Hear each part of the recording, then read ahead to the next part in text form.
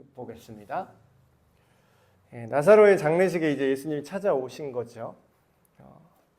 이 말을 하고 돌아가서 가만히 그 자매 마리아를 불러 말하되, 지금 마르다가 장례식장으로 가서 마리아를 이제 부르는 거예요. 아직 예수님이 그 장례식 장소까지 오지 않으신 거죠. 밖에 서 계신 건데, 선생님이 오셔서 너를 부르신다 하니, 마리아가 이 말을 듣고 급히 일어나 예수께 나아가매 예수는 아직 마을로 들어오지 아니하시고 마르다가 맞이했던 곳에 그대로 계시더라. 마리아와 함께 집에 있어 위로하던 유대인들은 그가 급히 일어나 나가는 것을 보고 곡하러 무덤에 가는 줄로 생각하고 따라가더니, 우리나라랑 좀 비슷한 문화가 있는 것 같아요. 우리나라에도 이제 장례 때 요즘은 없는 것 같은데 옛날에는 이제 전문 곡하는 사람이 있었잖아요. 그래서 그 슬픔을 토로하는, 곡하는, 애곡하는 그 소리가 크면 클수록 이제 그 고인에 대한 어떤 예우가 된다고 해서 곡을 이제 크게 하는, 전문적으로 곡만 하는 그런 사람을 이제 돈을 주고 고용해서 한 적도 있었다고 들었습니다. 근데 이스라엘도 비슷했던 것 같아요. 그 사람이 죽으면 이제 지인들이 이제 애통하면서 곡을 하는 전통이 똑같이 있었는데, 갑자기 이제 울면서 뛰쳐나가니까 이 사람들이, 장례식에 와서 위로하러 온 사람들이, 얘가 너무 상심이 커서 이제 무덤으로 이제 뛰어가서 곡을 하려나 보다 해서 이제 예상치 않게 이제 쫓아간 거죠. 마리아가 예수 계신 곳에 가서 배웠고 그 발 앞에 엎드려 이르되, 주께서 여기 계셨더라면 내 오라버니가 죽지 아니하였겠나이다 하더라. 마르다와 똑같은 그런 말을 하죠. 아쉬움이라는 거는 우리 믿는 사람한테도 동일하게 있는 것 같습니다. 옛날에는 좀 그런 게 많았던 것 같아요. 믿음의, 그러니까 그 시대랑 좀, 시대 정서랑 좀 같이 가는 것 같은데, 옛날 시대에는 이제 힘들어도 티를 안 내는 게 그런 큰 미덕으로 여겼었죠. 그래서 이제 남자가 막 울면은 막 혼났어요. 저 어릴 때만 해도 남자애는 울면은 뭐 세상이 끝나는 것처럼 절대 남자는 울면 안 되고, 슬퍼도 티 내면 안 되고, 가타부타 뭐 고자질 이런 거 하면 안 되고, 어디 가서 맞고 와도 그냥 있어야 되고. 근데 요즘은 뭐 그런 거 전혀 없죠. 요즘은 뭐 그냥 되게 이제 시대에 따라서 바뀌는데, 옛날에는 믿음도 그 시대의 정서로 믿었던 것 같아요. 뭔가 하나님께 뭔가 서운하고 아쉬운 게 있어도 다 주님의 뜻이 있겠거니 하면서, 억울해도 내 무릎을 이렇게 꼬집으면서 내가 뭘 잘못했기 때문인 거예요. 마치 이게 욥의 친구들 마냥 와갖고 내가 그래 뭔가 잘못이 있겠지, 주님께 더 헌신해야겠어 하면서 이렇게 자기를 치는 그런 신앙의 모습들이 좀 많았던 것 같습니다. 근데 어떻게 생각하면은 그때 그 모습이 긍정적인 것도 있었는데, 어떻게 생각하면 좀 굉장히 불쌍하게 믿었던 것 같아요. 우리 믿음의 선배님 때가 좀 굉장히 불쌍하게 믿었고, 하나님이 이렇게 보실 때 그렇게 안 해도 되는데 너무 자책하는 믿음이 좀 많이 있지 않았었나, 그런 생각을 해봅니다. 근데 성경을 자세히 읽어보시면요, 자기 감정을 솔직하게 표현하는 거를 하나님이 오히려 원하시는 장면이 굉장히 많이 나와요. 그 다윗의 고백도 그렇고요. 근데 이제 이거를 우리가 좀 구분을 해야 될 게, 내 감정을 솔직하게 표현하는 게 남한테 욕설을 그냥 솔직하게 때려박으라는 뜻이 아니거든요. 그러니까 타인에게 상처를 주는 거는 솔직하게 내 마음대로 하라는 게 아니에요. 근데 특별히 하나님 앞에서는 굉장히 내 감정을 터트리듯이 좀 이렇게 막 쏟아놓는 그런 기도, 그런 토로하는 게 굉장히 중요한 것 같습니다. 그래서 어떤 분들 이렇게 보면은 착하고 잘 믿는 사람일수록 이렇게 좀 잘못하는 경우가 있는데 본인이 너무 착하고 하나님을 잘 믿다 보니까 어떻게 행동을 하냐면 하나님한테도 정돈된 모습을 보여줘야 된다는 강박이 있으시더라고요. 내가 이러면 안 돼. 근데 솔직히 내 마음은 이런데 이거를 감추고 하나님 앞에는 정갈하고 예쁜 모습만 보여야 돼. 항상 기도는 예쁜 말만 해야 돼. 하나님 내 마음을 아시니까 그러니까 원래 그 마음을 아신다는 게 그 뜻이 아닌데 내 마음을 아시니까 나는 걸리지 않도록 마음도 단속해야 돼. 근데 이제 그게 단속이 될 성격이 아니잖아요.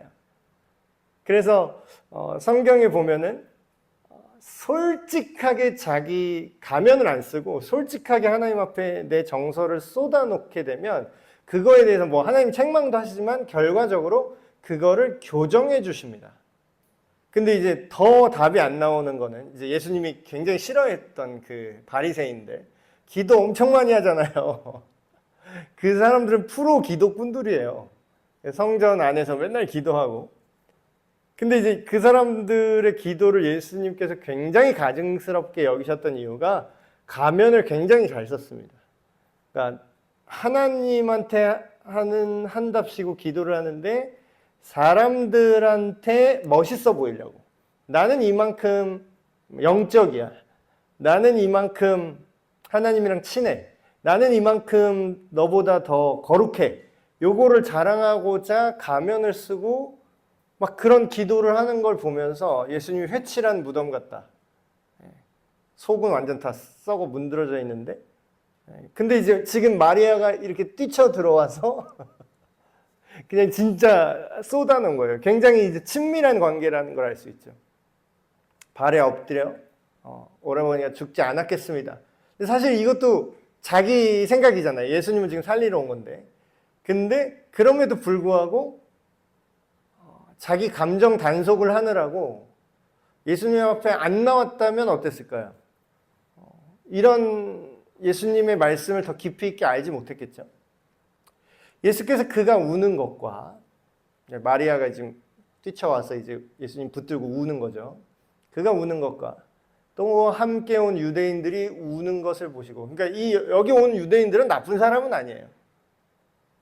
왜냐하면 정말로 마르다와 마리아와 나사로의 지인들이 와서 위문을 하려고 지금 장례식에 온 사람들이니까 이 슬픔에 이제 공감을 하는 거죠. 같이 우는 거예요. 아, 마리아가 정말 마음이 지금 찢어지는 거구나. 근데 이제 예수님의 반응입니다. 중요한 거는. 이 사람들의 반응이고요, 이거는. 이걸 보시고 울고 있는 사람들, 마리아를 포함한 울고 있는 사람들 보시고 예수님의 심령에 비통히 여기시고 불쌍히 여기사 이르시되 그를 어디 두었느냐 이르되 주여 와서 보옵소서 하니 그걸 이제 죽어 있는 걸 이제 보신 거죠. 근데 이제 놀라운 장면이 나옵니다. 예수께서 눈물을 흘리시더라. 그래서 저는 이 구절 보면서 우리가 좀 그리스도인의 장래 예절이라고 할까요? 이거를 좀 배워야 될 것 같아요. 요즘은 그런 분들 좀 많이 없어졌는데 옛날에는 막 그런 얘기 많이 했습니다. 장례식에서 막 너무 울지 마라. 너 구원 못 받았냐? 어차피 좋은 하나님 나라 갔는데 왜 이렇게 슬퍼하냐? 막 이러면서 뭐라고 혼내는 분들이 있었어요. 그 상주가 됐던 그 장례 당사자들에게. 근데 요즘 그렇게 하면 이제 역시 개독교하고 아주 욕먹기가 딱 좋습니다. 근데 사람들이 무서워서 그렇게 하지 말라는 게 아니라 그게 성경적으로도 자발적으로 본인들이 그렇게 천국의 기쁨으로 평안을 누리는 건 상관없는데 다른 사람이 와서 그렇게 얘기한다는 건 굉장히 예의 없는 행동이에요. 왜냐하면 지금 우리가 읽은 이 구절에 뭐라고 그러죠? 예수님이 하나님이시고 구원자이시지만 인간으로서 지금 나사로와 마르다와 마리아 이 가정과 인간적인 사귐이 있었잖아요. 그러니까 우리랑 굉장히 비슷하죠. 우리가 정말 사랑하고 친했던 인간적으로 관계가 있었던 우리 동료 아니면 그리스도인 친구나 가족이 죽음을 맞이했을 때 우리가 느끼는 그런 반응과 굉장히 비슷한 포지션에 예수님이 지금 계신 거잖아요. 근데 예수님이 지금 뭐라 그래요? 왜 우니? 전국의 소망이 너에게는 없는 것이냐? 믿음이 적은 자여. 이렇게 얘기 안 했다고요. 예수님이 눈물을 흘리셨어요. 그걸 보고. 근데 이제 여기서 주의해야 될 게, 우리는 이 성경을 이제 어설프게 딱 읽으시면, 예수님도 우리랑 똑같이 그냥 슬프셨구나. 뭐 이렇게, 그렇게만 생각을 할 수 있거든요. 근데, 지금 이렇게 보시면, 이전에 예수님의 이 반응을 이렇게 보면은, 심령의 비통이 여기셨다고 나와요. 심령의 비통이 여기셨다. 그리고 불쌍히 여기셨다. 그러니까 이게 번역이 조금 정확하게 되진 않았는데, 우리나라 표현으로 이 번역이 정확하게 되지 않았는데, 여기서 비통이 여기셨다라는 거는 그냥 슬펐다라는 게 아니라요, 누군가에게 화가 나는 감정이나 누굴 혼낼 때 쓰는 거 있죠. 그 단어입니다. 여기서 비통이 여기셨다는 표현이.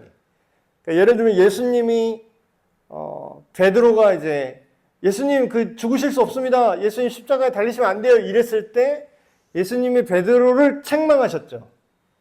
사탄아 물러가라 막 이러면서 혼냈잖아요. 예수님이. 그때 쓰는 표현이랑 똑같은 거예요.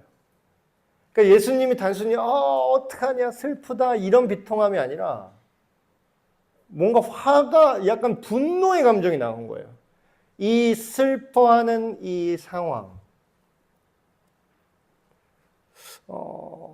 그리고 이제 책망하는 감정. 그리고 여기 불쌍히 여기사라고 된 것도 단순히 우리식으로 너무 어떡하냐 안타깝다 이게 아니라 가슴이 답답할 때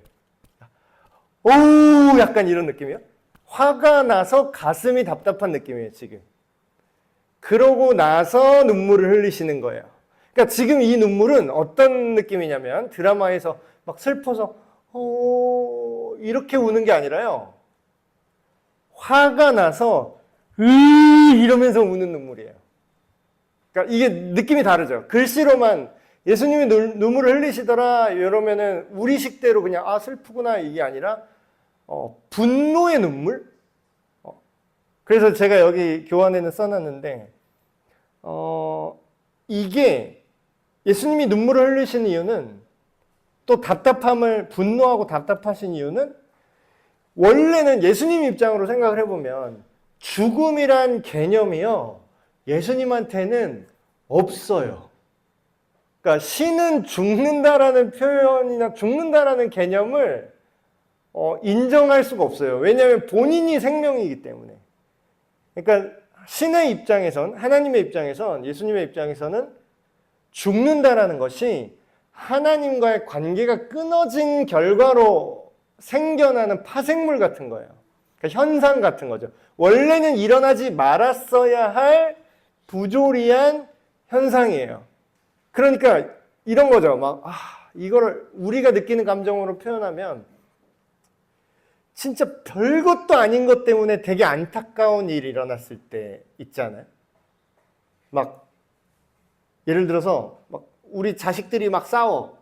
근데 500원 때문에 500원 때문에 싸움 나갖고 죽였어. 500원 때문에. 그러니까 느낌이 오세요? 고작 500원 때문에 우리 사랑하는 사람들이 지들끼리 싸우다가 사람을 죽였네. 그러면 그걸 보고 그 죽음에 안타까워한 우리의 심정이 어떨까요? 그러니까 고작 이것 때문에? 그러니까 어이가 없으면서 화가 나지 않을까요? 이깟 것 때문에 지금 이런 일이 벌어졌다고 이런 느낌인 거예요 지금. 예수님한테는 죽음이라는 게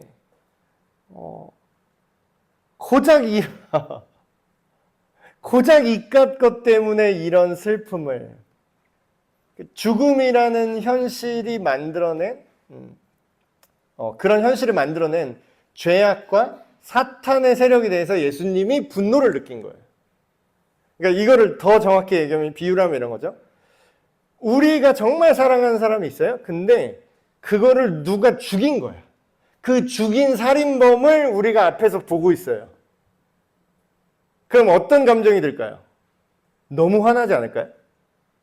그러니까 죄와 죽음으로, 죄로 인해서 죽을 수밖에 없는 사랑하는 나사로를 보면서 예수님은 분노의 감정과 답답함의 감정을 느끼면서 눈물을 흘리신 거죠. 근데 이제 유대인들은 어떻게 해요? 자기 수준으로 생각하죠. 사람처럼 생각을 하는 거예요. 이에 유대인들이 말하되 보라 그를 얼마나 사랑하셨는가 하며 예수님도 그냥 어쩌니 이러면서 우는 것처럼 보인 거예요. 사람들에게는. 그중 어떤 이는 말하되 눈 먼 사람, 눈도 안 보이는 사람의 눈을 뜨는 기적을 이 사람이 했는데 이 사람이 나사로를 죽지 않게는 못했나 보다 이러는 거죠. 이에 예수께서 다시 속으로 비통이요. 여기도 마찬가지예요. 이게 비통이 그냥 슬퍼함이 아니라 답답하고 참담한 심정. 지금 굉장히 화가 났어요. 예수님이. 무덤에 가시니. 여기서 좀 설명이 필요한 게 이 유대인들의 무덤은 이 시대의 무덤은요. 우리같이 매장하는 게 아니라 그 동굴을 파갖고요. 동굴에 사람을 이렇게 잘 염해가지고 사람을 넣고 동굴 문을 닫는 게 이제 무덤이었어요. 좀 사는 사람 무덤이었겠죠. 좀 부자 무덤 스타일이라고 하는데. 그래서 무덤 앞에 갔다는 거는 그 돌로 굴려서 그 문을 동굴을 막아놓은 앞으로 왔다는 거예요. 그래서 이제 무덤에 가시니 굴이라 동굴이라 이렇게 표현하죠. 돌로 그 무덤을 막았거든요. 근데 이제 이걸 보시면은 이 얘기가 왜 나올까요? 성경에서. 예수님이 이 일을 하셨기 때문에 물론 나왔겠지만 예수님이 이 일을 왜 하신 것 같으세요? 지금 딱 보면은 성경을 딱 보면요. 하나님이 미리 하실 일에 대해서 굉장히 예고편을 그런 복선을 엄청나게 많이 깔아놓으세요. 이거 정말 우리 많이 보는 부활절에 많이 보는 장면 아닌가요? 예수님이 십자가에서 돌아가시고 매장하는 장소도 이런 굴로 된 무덤이었어요. 그럼 뭐예요? 예수님이 내가 앞으로 보여줄 기적과 능력, 특별히 그 예수님의 부활에 대한 걸 미리 예고편으로 살짝 보여주는 거라고 볼 수 있죠. 그 돌문 앞에 왔어요. 예수께서 이르시되 이것도 참 쉽지 않은 말 같은데 자세히 생각해 보면 여러분은 상상해 보세요. 이미 죽은 지가 3, 4일 돼가지고 썩은 냄새 나는 그 관이 지금 발인해야 되는데 우리식으로 하면은 3일째 돼서 이제 발인하러 가야 됩니다. 근데 관 뚜껑 열어 이러는 거예요. 누가 조문을 왔는데 조문은 안 하고 관 뚜껑을 지금 열라고 그러는 거예요. 이게 굉장히 황당한 얘기거든요. 예수님 와서 이 무덤 돌 문 지금 열으라는 거예요. 그러니까 이거를 열라면 열 수 있겠습니까? 굉장히 웅성웅성했겠죠. 근데 이제 그 상주, 우리 식으로 하면 상주가 이제 마르다 마리아니까 예수님이랑 친밀하니까. 그래서 다시 한 번 더 물어봅니다. 진심이신가? 그 죽은 자의 누이 마르다가 이르되 주님, 예수님 아시겠지만 이미 죽은 지가 나흘이 돼서 지금 냄새가 나요. 사람이 썩어서. 그러니까 이 시대는 우리 지금 장례식처럼 깔끔하지가 않아요. 우리는 지금 그 시신 처리를 굉장히 잘하고 그 발인하기 전까지 이게 냉동 그 보관을 하잖아요. 안 썩게. 그래서 발인하면서 이렇게 나가잖아요. 그래서 냄새도 안 나고 깔끔하게 시체 냄새 이런 거 안 나는데 옛날에 저도 이제 선배 목사님들한테 전설로만 듣는 얘기인데 옛날에는요. 지금처럼 장의 제도가 잘 안 돼 있었대요. 우리나라가. 근데 그러면 옛날에는 장의사가 잘 없었고 누가 그 염을 했냐면 목사들이 했대요. 그러니까 옛날 목사님은 신학교 있잖아요. 신학교 4학년 이제 들어가면은 거기에 염습, 실습 수업이 있었대요. 진짜 시체를 이렇게 염하는 거를 신학교에서 가르쳐 준 적이 있었대요. 근데 지금은 그게 이제 분리됐잖아요. 전문 영역으로.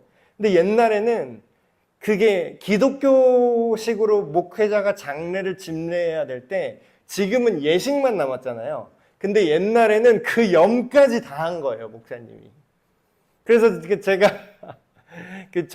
제가 모시던 전 담임 목사님한테 이제 옛날에 본인 이제 젊은 시절 이제 신학 졸업하고 이제 목사 안수 받은 지 얼마 안 된 젊은 이제 20대 목사 시절이죠.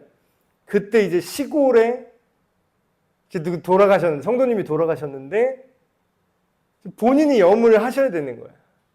근데 이제 그때는 이렇게 뭐가 잘 안 돼 있고 병원으로 바로 이렇게 장례식장, 영안실 이런 데가 없잖아요. 그러니까 집에 있는 거예요. 돌아가신 분이. 그러면 이제 목사님이 이제 간 거예요. 찾아갔어. 찾아갔는데 여름이야. 또 이게 부패가 벌써 진행된 거예요. 그래서 그거 막 진짜 코 막고 난리 치면서 그 친족들은 그걸 못 하잖아요. 그걸 어떻게 봐, 친족들이. 근데 그걸 장갑 끼고 들어가서 그거 막 물렁물렁 해져 있는 거 그 본인 들어가서 염하셨다고. 그때 엄청 고생했고 냄새도 엄청 났다고 그 얘기를 하시면서 근데 이제 이 말씀 들으면 그게 실감이 나신대요. 아, 지금 이 상황도 진짜 그런 상황이었겠구나. 이게 사람이 죽어서 이게 시간이 지나면 그 냄새가 진짜 말도 못한다고 합니다. 근데 예수께서 이르시되 내 말이 네가 믿으면 하나님의 영광을 보리라 하지 아니하느냐 하시니 여기서 좀 설명이 필요한 게 우리가 하나님의 영광이라는 단어도 이제 교회 안에서 많이 좀 쓰잖아요. 하나님의 영광. 그리고 심지어는 우리 신앙 문답할 때 뭐 소요리 대요리 문답할 때 제1번 인간의 삶의 목적은 무엇입니까 하면은 거기 답이 모범 답안이 뭐라고 나오냐면 우리 인간의 삶의 목적은 하나님의 영광을 위함입니다. 이렇게 나와요. 근데 이제 저 옛날부터 굉장히 궁금했던 게 교회 옛날부터 다닐 때 궁금했던 게 느낌은 알겠는데 정확히 하나님의 영광이 뭐 같으세요, 여러분? 하나님의 영광입니다. 그러면은 그게 뭔지 남한테 설명하라면 설명하실 수 있으세요? 이게 굉장히 모호한 개념이기도 하거든요. 하나님의 영광이라는 게. 하나님의 영광을 본다는 게 도대체 뭘까요? 하나님의 영광을 본다는 게. 여기서 우리가 믿으면 하나님의 영광을 보게 된다는데 이 맥락에서는 하나님의 영광이 뭐냐면요. 제가 여기 교환에도 써놨지만 죽음을 초월하는 하나님의 능력, 그 생명의 능력을 우리가 볼 수 있다라는 거예요. 이 맥락에서는. 그러니까 하나님의 영광이라는 거는 하나님만이 할 수 있는 놀라운 업적, 빛나는 업적, 말도 못할 정도로 대단하고 너무나 좋은 것, 모든 사람의 기쁨이 되는 것, 모든 사람이 칭찬할 만한 것, 그걸 하나님의 영광이라고 합니다. 그래서 그 하나님의 영광을 네가 볼 것이다. 그래서 굉장히 어려운 결정을 한 거예요. 지금 이미 썩은 사람 들어있는 관뚜껑 연 거랑 똑같은 거예요, 지금. 돌을 옮겼어요. 이 돌을 옮겨 놓는 사람들도 되게 지금 뭐 어쩌려고 이러시나 했겠죠. 예수께서 눈을 들어 이제 돌 문을 열고 이제 관뚜껑을 여는 거예요. 우리식으로 말하면 관뚜껑을 열고 거기 시신이 있는데 앞에 가갖고 예수께서 눈을 들어 우러러 보시고 이르시되 아버지여, 기도를 하시는 거예요. 근데 이거를 혼자 하는 게 아니라 사람들이 다 보고 있죠. 지금 사람들이 아버지여 내 말 들으신 것을 감사하나이다. 항상 내 말을 들으시는 줄을 내가 알았나이다. 그러나 이 말씀하옵는 것은 둘러선 무리를 위함이니 곧 아버지께서 나를 보내신 것을 그들로 믿게 하려 함이니이다.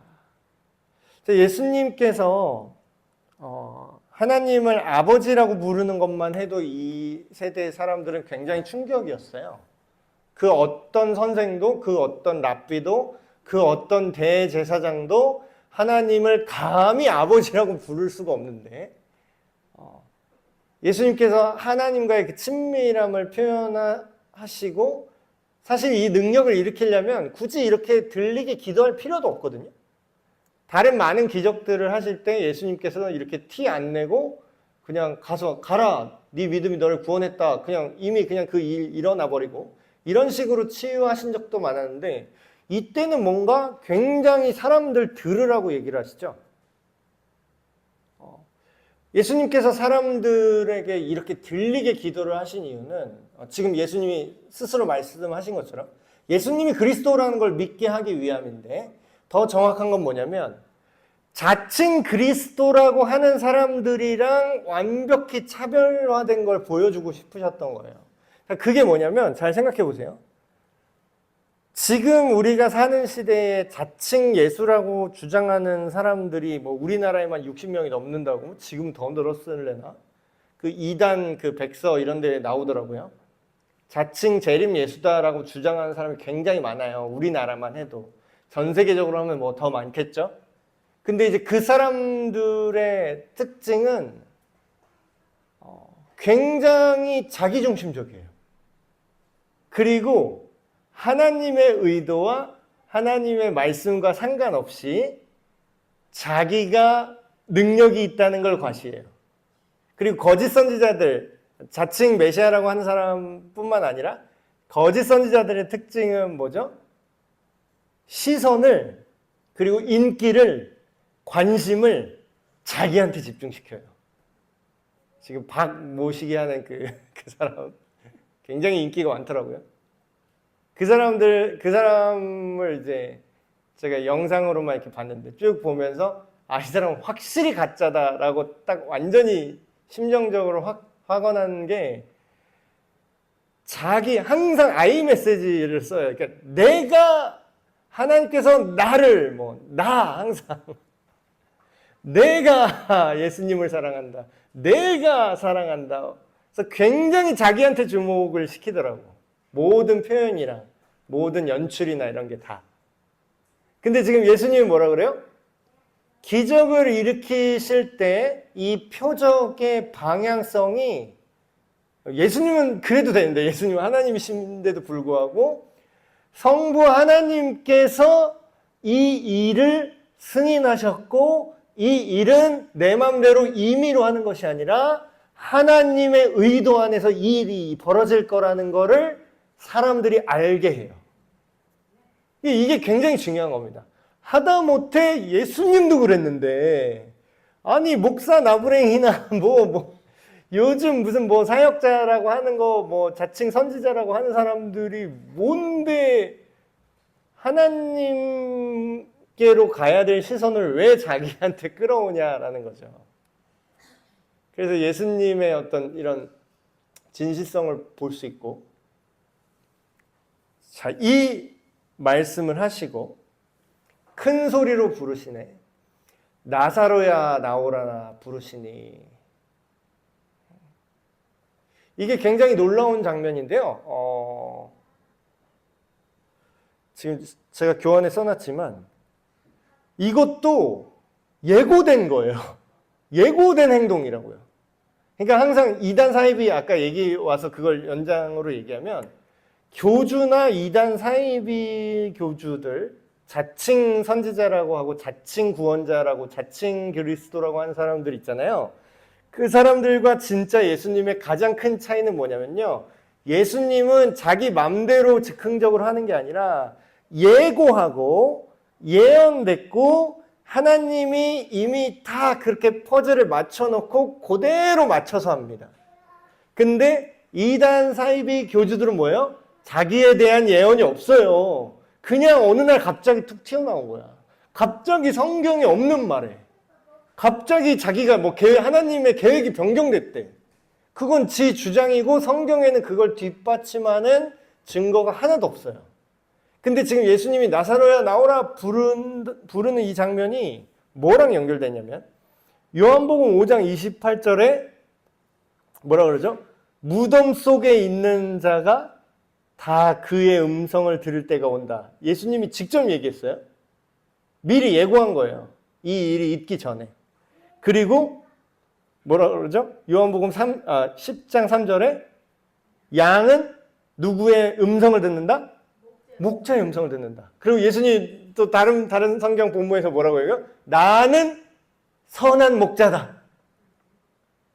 양은 내 음성을 알고 나를 따르느니라 이랬죠. 그러니까 지금 이게 상징적으로 나사로를 지금 예수님이 부르잖아요.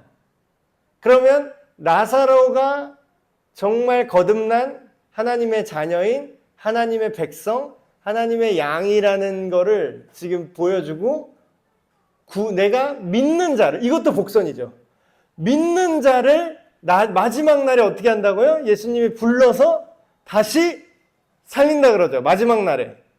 근데 그거를 지금 미리 보여주는 거예요. 미리. 맛보기로. 나사로야 나오라 이렇게 부르니까 어때요? 죽은 자가 수족을 배로 동인 채로 나오는데 이렇게 천 같은 거죠. 근데 이제 유대인들은 시신을 이렇게 동여맸었나 봐요. 전체를 다. 그래서 예수님 그 부활하신 사건을 이렇게 묘사한 성경 장면을 보면은 무덤 돌 문이 굴려졌고 이게 열렸다는 거죠. 그리고 거기 시신이 이렇게 누워 있어서 세마포로 이렇게 배로 동였다고 하는데 세마포로 이렇게 천으로 이렇게 쌓여져 있는데 거기에 안이 마치 그 누에고치 허물 벗은 것처럼 그대로 그 수건이 놓여져 있었다 이렇게 나오거든요. 그러니까 그렇게 시신을 동여매나 봐요. 근데 여기서는 어떻게 보면 좀 무섭기도 하고 이게 어떻게 보면 웃긴데 사람을 이렇게 동여매 놓은 상태에서 눕혀놨는데 예수님이 부르니까 이체로 일어난 거예요. 무슨 미라도 아니고 이체로. 어떻게 일어났는지 모르겠어요. 이것도 뭐 예수님의 능력으로 부르니까 또 일어났는지. 그래서 동여 있는 채로 나오는데 얼굴도 아직 싸져 있는 거잖아요. 사람들이 얼마나 놀랐을 것 같으세요, 여러분? 진짜 이거 보고서 심장마비 걸렸을 것 같기도 해. 그러니까 잠깐 그 임사 체험 같은 거 있잖아요. 잠깐 왜 우리도 그런 거 있어요. 진짜 특이한 일 중에 돌아가신 줄 알고 관에 이제 넣는데 옛날에는 염 이렇게 하기 전에 그냥 바로 이렇게 넣는지 그냥 의사가 와서 사망 선고를 안 했잖아요. 옛날에는. 요즘은 정확하게 의사가 와갖고 사망 선고를 그러니까 의학적 진단을 다 한 다음에 사망 선고를 받아야 장례식을 진행할 수 있거든요. 근데 이제 우리나라도 옛날에는 그게 이제 제대로 안 돼 있을 때는 돌아가신 줄 알고 이렇게 누웠다가 갑자기 살아나시는 경우 있었대요. 굉장히 희귀하긴 하지만 이렇게 숨이 이렇게 붙었다 약간 접촉불량 같이 이렇게 붙었다 떨어졌다 하신 건지 갑자기 이렇게 뒤에서 막 두드리는 소리가 나오고 깜짝 놀라서 봤는데 이제 다시 살아나신 적이 있다고. 근데 이제 그 정도가 아니라 지금 뭐라고요? 시체가 썩어서 냄새가 나는 완전히 이제 소망이 없는 거죠. 근데 그 상황에서 이런 일이 벌어진 거예요. 예수께서 이르시되 풀어놓아 다니게 하라 하시니라. 엄청난 일이 일어났죠. 마리아에게 와서 예수께서 하신 일을 본 많은 유대인이 그를 믿었으나 그 중에 어떤 자는 바리새인들에게 가서 예수께서 하신 일을 알리니라. 자, 이것도 좀 잘 생각해 볼 부분이 아까 마리아가 울면서 뛰쳐나가니까 쫓아온 유대인들이 예수님을 따라와서 이렇게 이 과정까지 보게 된 거잖아요. 전에도 제가 말씀드렸지만 체험이 우리를 구원하지 않습니다. 체험이 굉장히 중요하다고 막 얘기를 하죠. 어떤 면에서 굉장히 중요한데 체험 자체가 우리를 구원하진 않아요. 왜냐하면 지금 이 상반된 행동을 하는 이 사람들, 지금 이 두 그룹이 다른 걸 봤나요? 같은 걸 봤나요? 똑같은 나사로의 다시 살아나는 엄청난 기적을 봤어요. 이거는 진짜 안 본 눈 삽니다 할 수 없을 정도로 그냥 눈으로 봤어요, 자기들이. 이 자리에 있는 동일하게 이 사람들이 이걸 다 봤다고요. 근데 여러분, 체험이 우리의 믿음을 보장한다면 똑같은 체험을 하고 똑같은 걸 봤는데 왜 한 그룹은 예수를 그리스도구나 하고 믿었고 한 그룹은 바리새인한테 꼰질르러 갔을까요? 그러니까 이제 이거 똑같은 거예요. 우리도 잘 생각해야 될 게,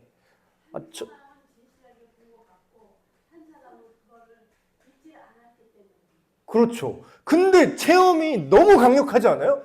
아니, 죽은 사람을 썩어 있는 걸, 살아나는 걸 봤는데, 그러니까 그거를 안 믿기는 쉽지 않았을 거예요. 왜냐하면 죽었던 사람이 말을 하니까. 썩어서 냄새 나는 걸 다 봤는데, 그 현상을 부정할 수는 없을 거예요. 현상을 부정할 수는 없는데, 지금 이 꼰질러러 간 사람들은 뭘 부정한 거죠? 예, 예수가 그리스도라는 걸 부정한 거예요. 그러니까 체험은 봤어요, 똑같이. 근데 뭐예요? 마음속에 든 생각은 뭐예요? 이 놀라운 체험이 예수님이 구원자구나까지 연결이 돼야 되는데 연결이 안 되고 뭐 신기하네로 끝나는 거예요. 신기하네. 이거는 옛날에 광야에서 기적적으로 나오는 이스라엘 백성도 마찬가지입니다. 엄청나게 많은 기적을 체험해요. 근데 뭐예요?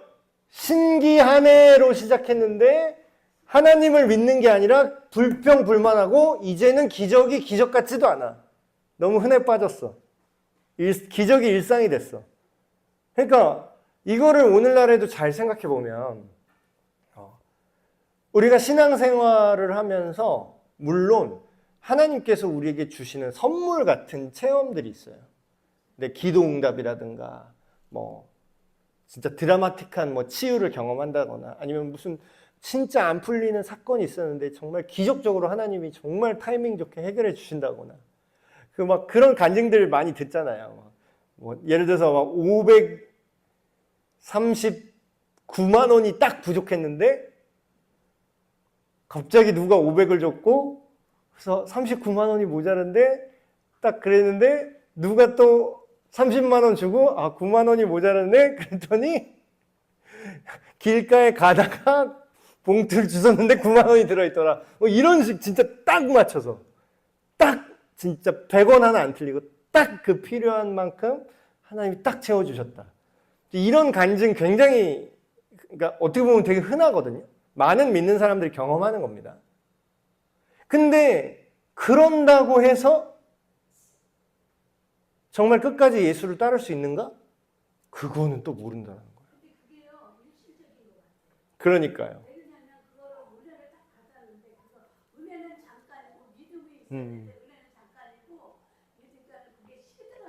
그러니까 그 연결을 돼야죠.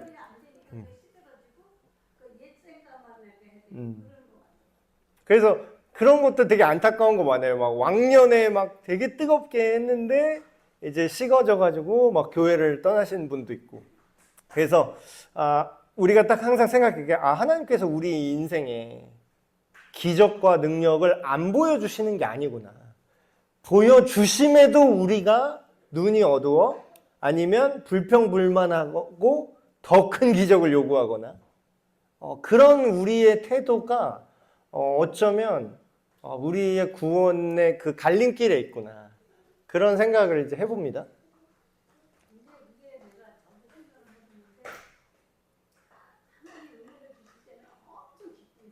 네.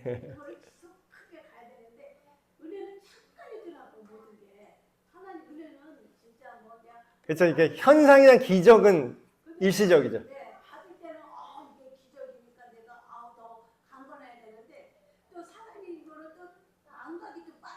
네, 금방 잊어버려.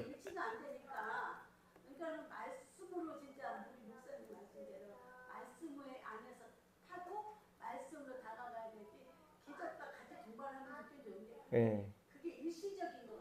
맞아요. 그러니까 일종의 그거는 약간 등 밀어주는 부스터 같은 역할이지 그게 우리를 영원히 기능하게 하진 않아요. 그런 체험이나 기적들이. 그래서 사람들이 이제 그 예수님에 대해서 적대적인 이 대제사장과 그 사내들인 공회원들한테 이제 일러 바친 거죠. 이에 대제사장들과 바리새인들이 회의를 열었어요. 사람들을 모았어요. 야, 안 되겠다. 큰일 났다. 이 사람이, 여기서 말하는 이 사람은 예수님을 말합니다. 이 예수라는 자가 이 33살 먹은 이 정규 교육도 안 받은 이상한 놈이 많은 기적을 일으켰는데 지금 이건 선 넘었다. 죽은 자를 살렸다고? 근데 이제 이거를 본 거는 확실하니까 이 대제사장들도 마찬가지예요. 만약에 이런 기적에 대한 얘기를 부인할 수 없는 사실적인 얘기를 들었잖아요. 그러면 원래 정상적으로 정말 하나님을 믿는 대제사장과 바리새인이라면 어떻게 행동을 했어야 될까요? 성경에 기록된 도대체 메시아가 어떤 사람인지 자세히 알아봐야겠다라고 신학적인 고민을 했었어야 돼요. 성경을 갖고 고민을 했었어야 된다고요. 이 사람이 진짜 메시아가 맞나? 이걸 고민했어야 되는데 지금 똑같은 기적을 보고 어떤 반응을 보여요? 이대로 두면 모든 사람이 그를 믿을 거니까, 메시아로 믿을 거니까, 그러면 어떻게 되냐? 로마인들이 우리가 로마 황제가 아니라 예수를 메시아예요, 주님이라고 고백하면 우리를 반역자로 생각할 거다. 그래서 이때 예수님 오시기 200년 전에 있었던 그 마카비, 그 반란이랑 모양이 똑같은 거예요. 그때 반란을 일으켜서 막 쫓아냈다가 다시 어떻게 됐어요? 완전히 숙청당했죠. 로마인들이 와서 다시 우리 땅과 우리 민족을 빼앗아가리라 하니. 그러니까 이들은 메시아를 어떻게 생각한 거예요? 200년 전에 있었던 정치적인 메시아, 민족 독립투사로 생각을 한 거예요. 그러니까 지금 큰일 난 거죠. 이들의 생각에는 신학적인 고민을 안 하고 정치적이고 실리적인 고민을 해요. 큰일 났다 이제. 어찌저찌 됐던 죽은 자는 이게 속임수인지 뭔지 모르겠지만 어쨌든 명백하게 죽어있는 사람까지 살리는 능력을 사람들이 본 마당에 이거를 사람들이 이제 왕으로 세웁시다. 이거는 불을 보듯 뻔하다. 이걸 어떻게 처리했으면 좋겠냐. 이 얘기를 한 거죠.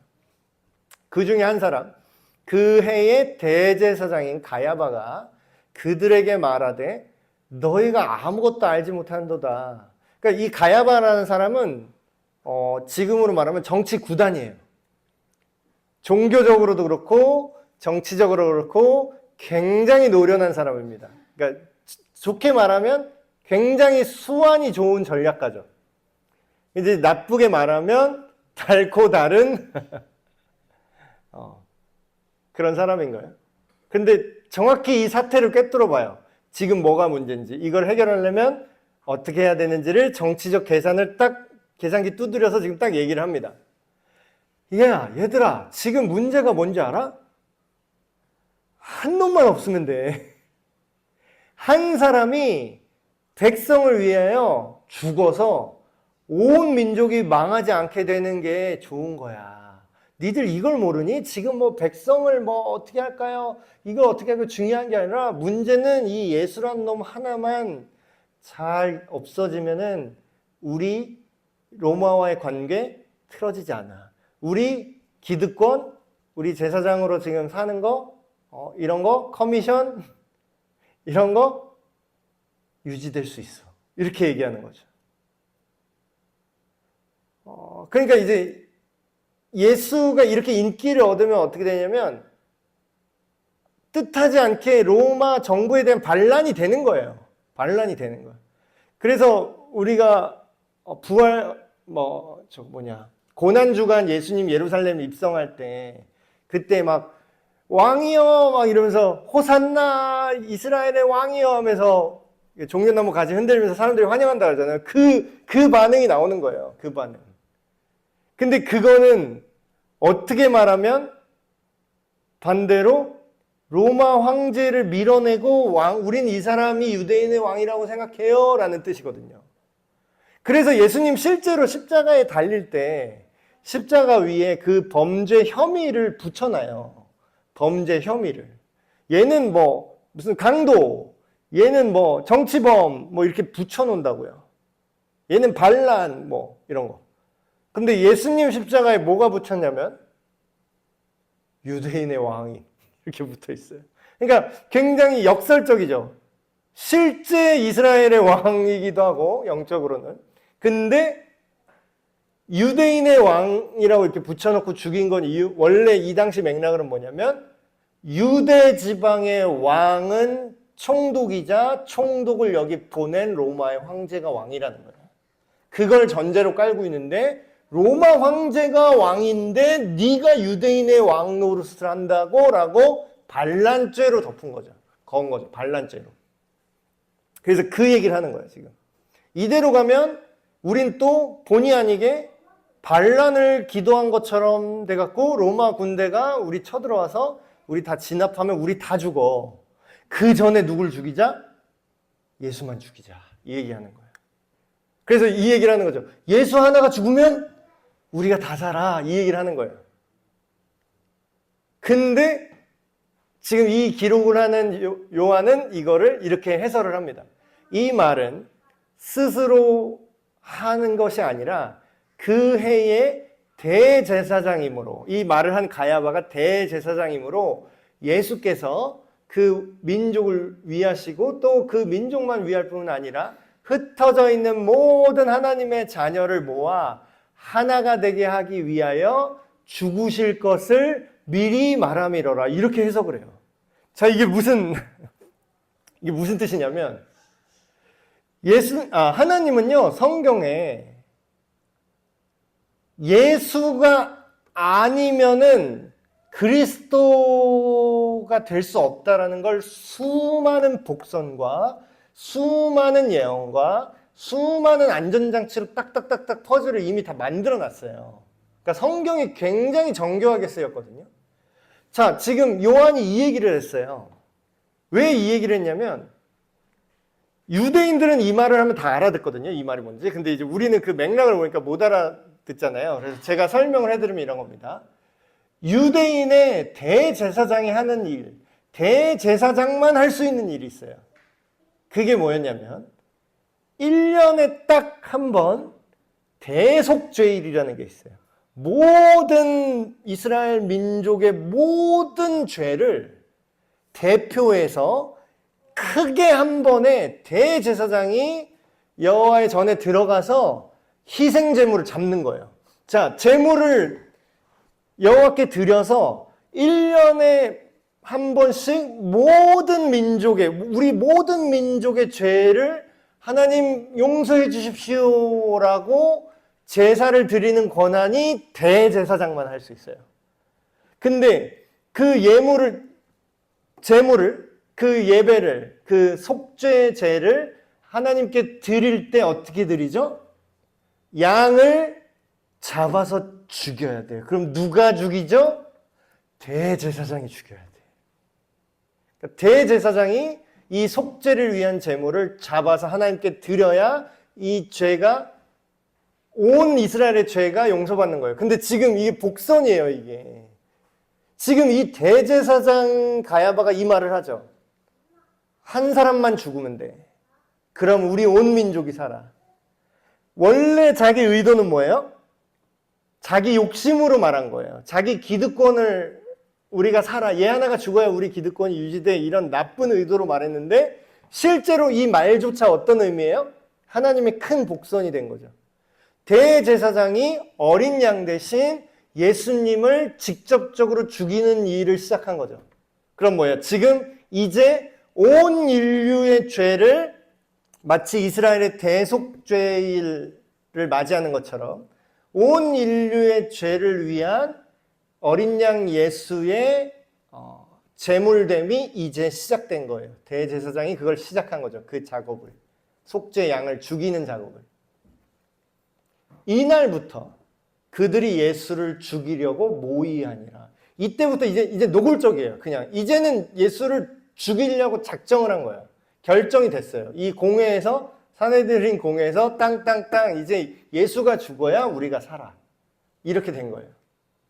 그러므로 예수께서 다시 유대인 가운데 드러나게 다니지 아니하시고 이때부터 이제 모든 사역은 이제 음지로 갑니다. 거기를 떠나 빈 들 가까운 곳 에브라임이라는 동네에 가서 제자들과 함께 거기 머무르시니라.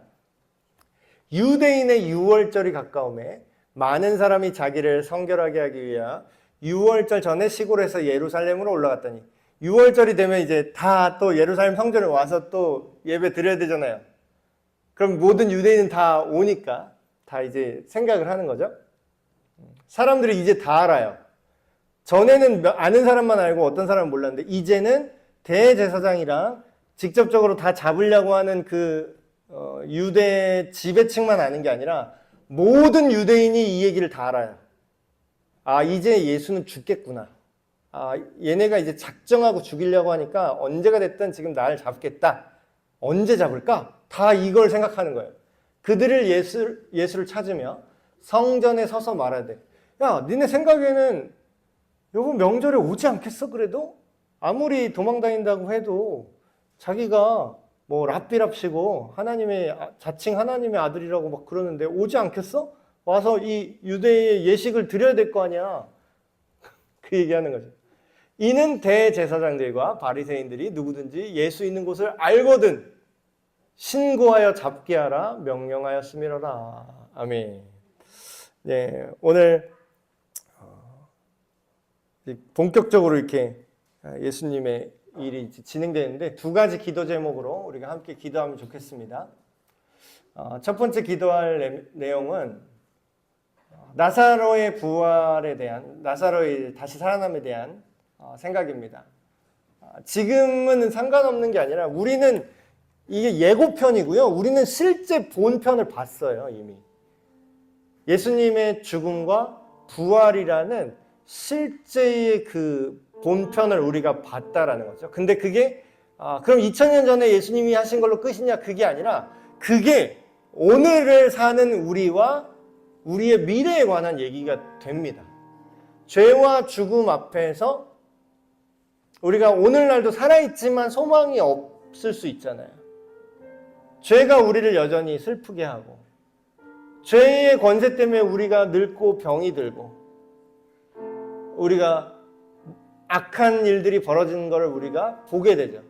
근데 우리가 부활과 생명이신 예수님을 우리가 지금부터 경험할 수 있다는 거예요. 지금 예수님을 믿으면 그 현상을 막 기적적으로 이겨나간다는 게 아니라 우리 마음과 생각 속에서 적어도 그 죽음 같은 그 악한 생각이 나를 죽이지 않고 설령 내 마음의 일부를 죽였다고 할지라도 그걸 다시 살릴 수 있다는 거예요.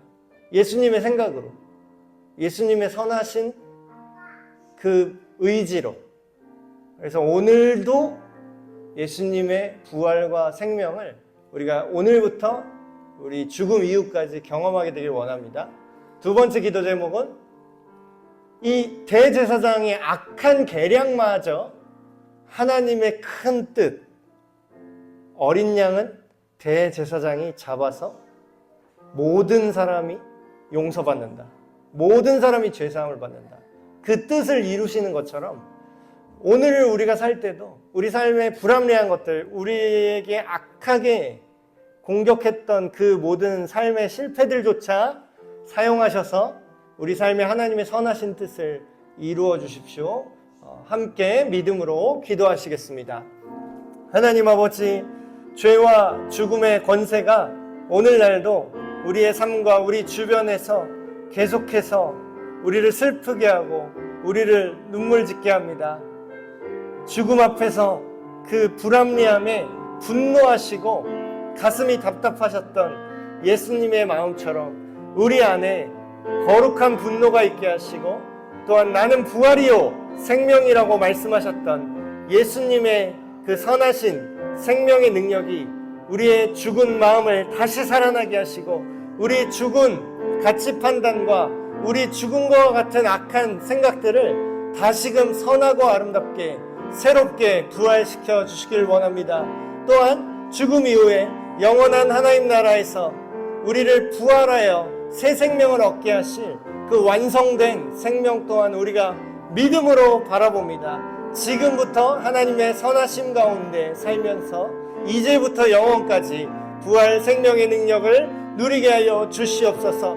또한 우리 삶에 악한 계략들과 악한 공격들과 수많은 유혹들이 있습니다. 우리가 때로는 넘어지고 우리가 때로는 그 악한 계략에 상처 입을지라도 그 모든 것들을 합력하여 선으로 바꿔주시는 주님의 능력을 신뢰하며 믿음으로 주님과 동행하게 하여 주시옵소서. 하나님 아버지, 사랑하는 에베네셀 교회 한 사람 한 사람이 부활이요 생명이신 예수님의 능력을 이제부터 경험하길 원합니다. 우리 삶 속에 보여주신 놀라운 기적들과 체험들이 있습니다. 그러나 그 체험만으로는 그 믿음을 유지할 수 없음을 봅니다. 날마다 우리를 구원하시고 우리에게 순간순간 생명을, 그 하나님의 선하심을 깨달아 알게 하시는 주님의 능력을 기대합니다. 모든 악한 것으로부터 우리를 지켜 보호하여 주시옵고 그 모든 악한 이의 계략이 오히려 하나님의 놀라움을 드러내는 선한 계획으로 바뀌게 하여 주시옵소서. 우리 주 예수 그리스도의 이름으로 기도합니다. 아멘.